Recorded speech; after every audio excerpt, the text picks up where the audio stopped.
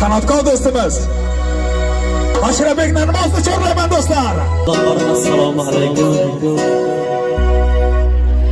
Mana bugungi misol oqshomimizning sababchisi bo'lgan mening eng yaqin ukam hamda jiyanim Boburjon, vaqtli bo'ling, qo'shga qarang.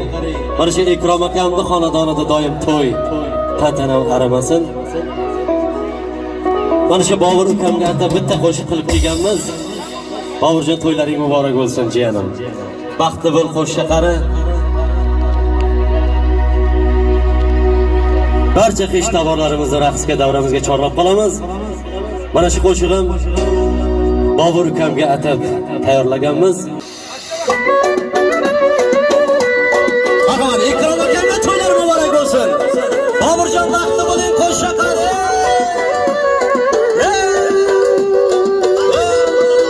San'atkorlar marhamat.